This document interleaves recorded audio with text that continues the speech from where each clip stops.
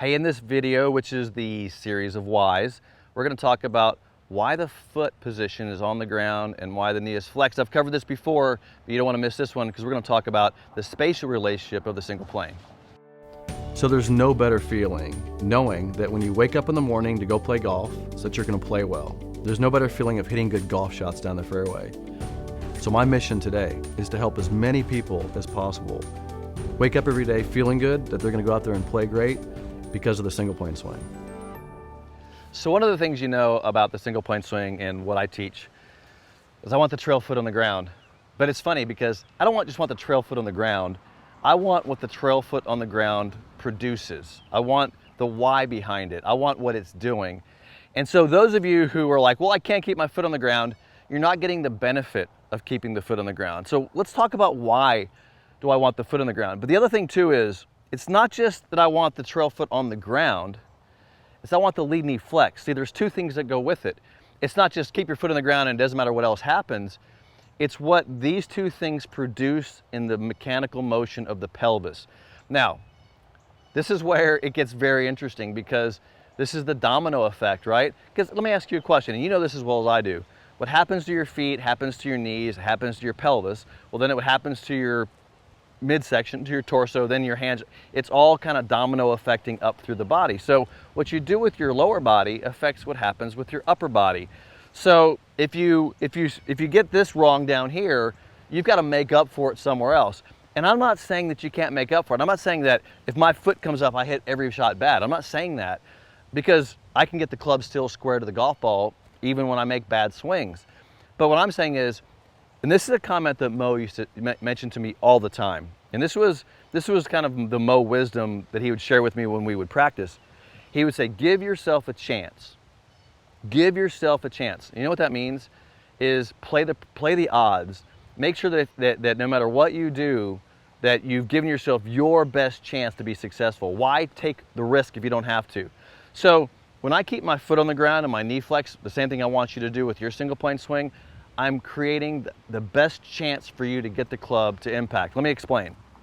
So now I'm going to go and basically get to impact here. And if you watch what I'm doing and I get to impact, my lead knee is flexed and my foot is on the ground, right? So that's the ideal position. It doesn't mean I'm rotating my hips, by the way. I'm rotating. So I'm getting into a rotation. So I don't want to not rotate when I do that. It's about rotation. But here's the thing. When I do this, I'm actually maximizing rotation. I'm rotating as much as I can. So that's my thing is, it's like, okay, I'm going as fast and as much as I can rotation with my hips because I want to hit the ball hard. I want to hit it long distances. So here I am, and I take the club back and I rotate as much as I can. But now this is where the why comes into play. If I keep my knee flexed and my foot down, I can't rotate any further than this. It creates a limitation. And the limitation is what you want. That's the why. Because I'm not just saying keep your foot down, I'm saying create a limitation of the pelvis. And if you can do that, guess what? The limitation of the pelvis allows you to then position the upper body in the correct position to get to impact. The minute you let that foot come up, you've created a variable. The minute the foot comes up, you've created variation. Not saying you'll hit every shot bad. It happens to me. I still hit good shots. But it creates a little bit of a variable that Mo would say, well, you kind of came out of the shot and you may hit it to the right or whatever. So the goal here is to give you your absolute best shot at getting to impact correctly. So come over here to face on and take a look at lower body motion now. And you're going to see that when I get to impact, you got to have the two variables. You got to have, and by the way, the foot being slightly turned is related to the knee. And I talk about this stuff all the time, but that's allowing me to rotate.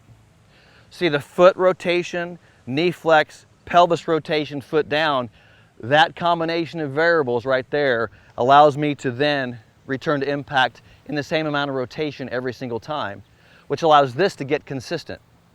Because if that lifts, if this straightens, if the knee is different, I vary how much this gets to impact, which then varies how much that gets to impact. This is all about eliminating variables. So if you don't want to keep your foot down, don't. But you just created a variable, right? You just added a variable in there. All right, I'm gonna hit one for you. Little wind coming from the right. I'm gonna aim a little to the right here.